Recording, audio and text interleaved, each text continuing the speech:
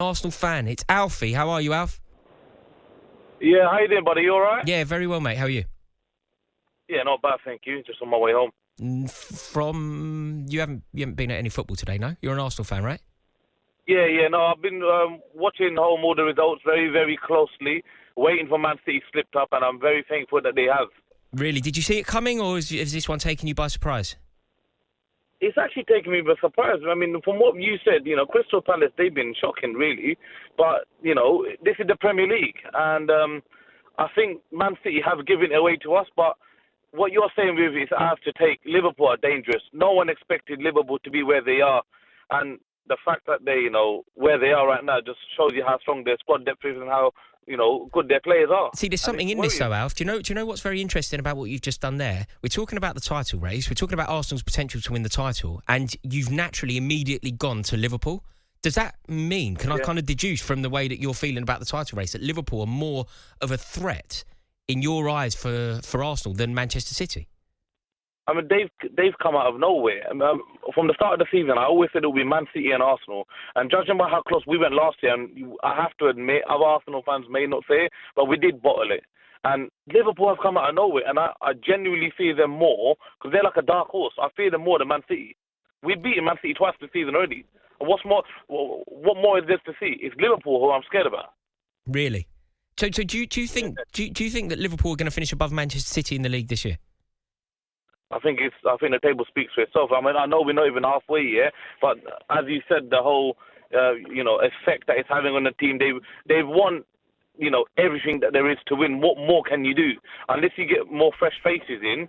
But I think Arsenal being Arsenal, if we blow it again, I generally don't think half our players will stay, because we've done more business than last time, as in our contracts-wise, we've done really, really good jobs tying them all to big contracts. But if other teams like Man City or Newcastle or anyone who's building a project come knocking on the door, I can't see any of our players staying for the long term. That is Maybe interesting.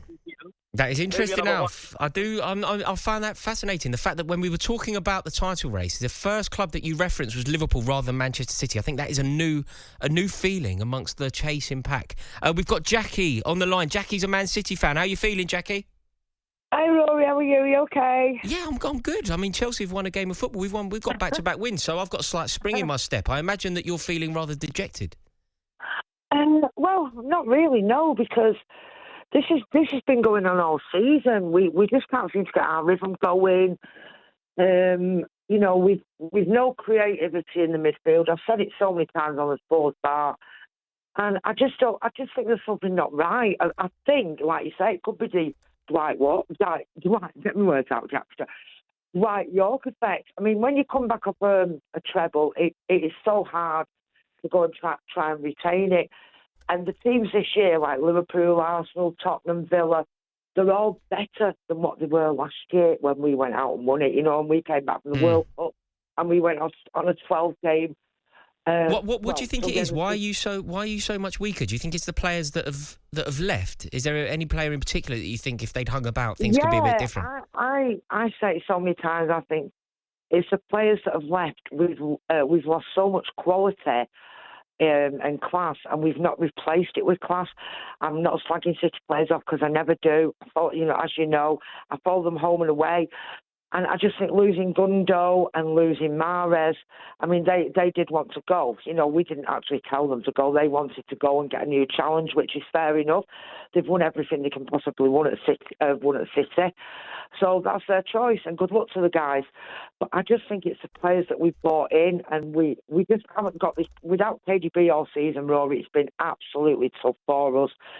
I'm not making excuses. Even when KDB comes back out, can we do it? I really... Do you think, though, Jackie, do you believe, which I think is a general consensus among football fans, is that at some point Manchester City are going to find their rhythm. At some point Manchester City are going to win 15 games in a row, and therefore they will secure their fourth title in a row. Do you believe that that's going to happen? Do you think at some point between late January and March, City win 12, 15 games in a row? Do you know what, Rory? I don't think it's going to happen. And, I'm so loyal to my club. I mean, they could do, but what's worrying me, we're going to the Club World Cup now, so that's interfered with the Premier League. Like you say, we could come back from the Club World Cup 12 points behind, and then we've got to go after Boxing Day, of course. Then we've got to go to Everton, and look at Everton; they're on a superb run, and I'm not feeling too confident about that. Believe it or not, it's just. And the thing is, the room for manoeuvre, the room for like margin for error, has now shrunk. The constant dropping of points from winning positions for Manchester City. You know, you were winning the game so many times against Chelsea, you ended up with a point. You're winning the game against Liverpool, you ended up with a point. You were winning the game today, you ended up with a point. Constantly dropping points from winning positions is going to make it that you have to secure that winning streak. Yeah, it's like today, Rory. We had it in the bag after, up until 70 minutes. I wouldn't say we played brilliant, but we did play badly, to be fair. But after 70 minutes, we just let them back into it. And to give that penalty away in injury time, absolutely ridiculous. But do you know what, Rory? I'm a Blue through and through. I'll keep my head up high. We'll go to the Club World Cup. Hope we can come back with that. And then we go again after Christmas and see what happens from there. But whoever wins the league wins the league. The best teams win the league over 38 games, don't they? It's not over like... Absolutely, Jackie. Anyway, listen, Rory, have a lovely Christmas and thank you very much for letting me on. Very kind of you, Jackie. Merry Christmas. Thank you so much.